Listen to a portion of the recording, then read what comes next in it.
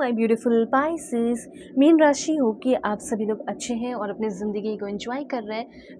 आज मैं आपको बताऊंगी आपका 14 जून से लेके 24 जून आपकी ज़िंदगी में क्या बदलाव, क्या चेंजेस, क्या ब्लेसिंग्स लेकर आ रहा है। ये जो समय है इसको किस तरीके से, कहाँ पे आप अपना समय लगाएं, यूज़ करें, यूटिलाइज़ करें, जिससे आपकी ज़िंदगी ब्यूटीफुल हो सके।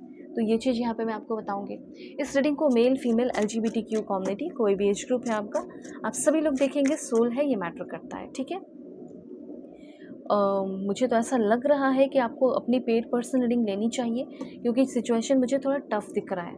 ओके, तो अगर आप चाहें, ज़िंदगी में बहुत सारे प्रॉब्लम हैं, इश्यूज़ हैं, तो आपको एक बार अपनी पेड पर्सनल रीडिंग लेनी चाहिए।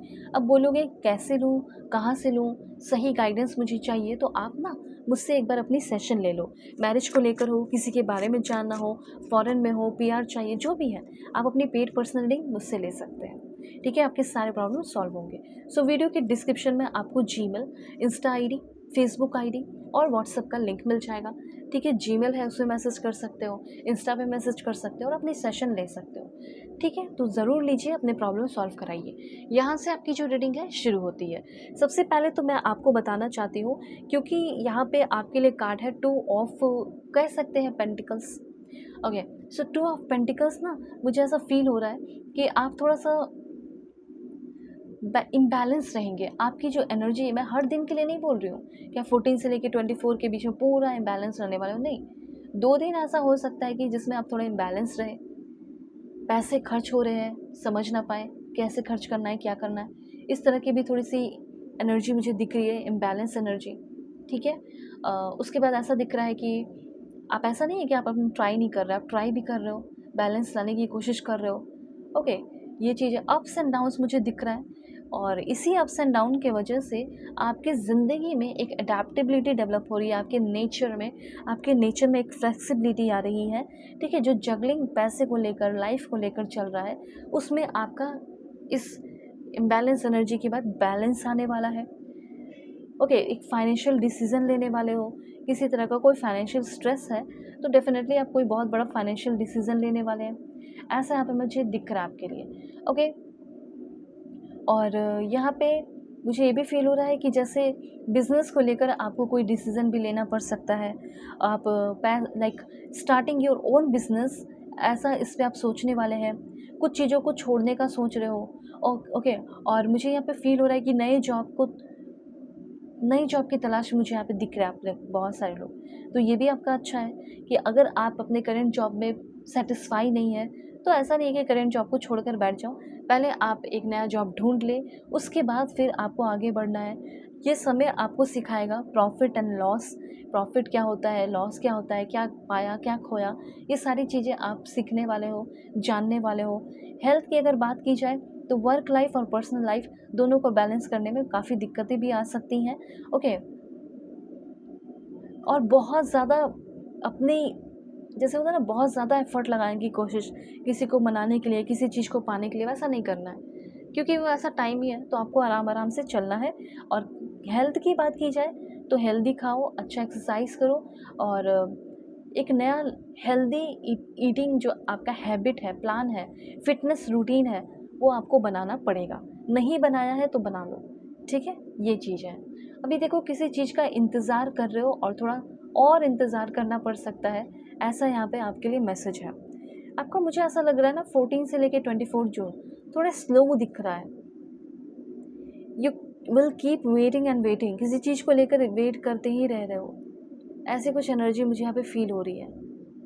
ओके, चाहते हो कि ये वेटिंग कम हो जाए, तो भगवान से प्रार्थना करो। लॉर्ड गणेशा है, उनकी आप वर्शिप कर सकते हैं, जिसकी वजह से आपके अंदर पेशेंस लेवल डेवलप होगा।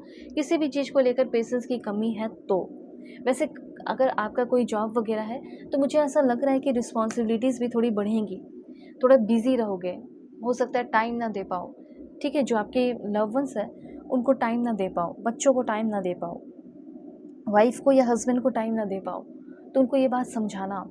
ओके, उसके बाद मैं यहाँ पे देख रही हूँ कि आप अपनी एनर्जी को बहुत जगह पे और बहुत ज़्यादा इन्वेस्ट करने वाले हैं, तो इसके लिए भी आपको थोड़ा सा रेडी रहना है, और पेशेंस की ज़रूरत पड़ेगी इस समय। ये जो टाइम है, पूरा टाइम 14 से लेके 24 पेशेंस डेवलप कराएगा, आपके अंदर सिखाएगा पेशेंस क्या होता है, और थोड़ा-सा इंतज़ार की घड़ी बनी हुई रहेगी, ठीक है? और उसके बाद देखो, मुझे ऐसा लग रहा है पैसे को लेकर थोड़ा-सा डिस्टर्बेंस दिख रहा है यहाँ पे। लेकिन करियर लाइफ़ की अगर बात की जाए, जिसका अभी करियर ग्रोथ हो रहा है, उनका अच्छा रहेगा, उनकी ग्रोथ अच्छी होगी। लेकिन जिनका करियर ग्रोथ हो चुका है और पैसे और डेवलप करना चाहते हो, ठीक है, ग्रो करना चाहते हो, तो थोड़ा इंतज़ार आपको करना पड़ सकता है। दूसरा, यहाँ पे आपको ये भी कहा जा रहा है कि अगर आप किसी रिलेशनशिप में हैं, तो रिलेशनशिप की एनर्जी बहुत अच्छी दिख रही है। ऐसा फ़ील हो रहा है कि आपकी ज़िंदगी में कोई ऐसा नया इंसान आ सकता है, जो बहुत ही सिंपल है, सिंप्लिसिटी में बिलीव रखता हो या बिलीव रखती हो, और कोई इनिशिएटिव वो लेते हुए दिख रहा है, वो आपकी तरफ आगे बढ़ते हुए दिख रहा है, कोई बोल्ड स्टेप लेते हुए आपकी तरफ आगे बढ़ रही हो या आगे बढ़ रहा हो। किसी तरह का ट्रू इमोशनल सेटिस्फैक्शन आपको फ़ील हो सकता है।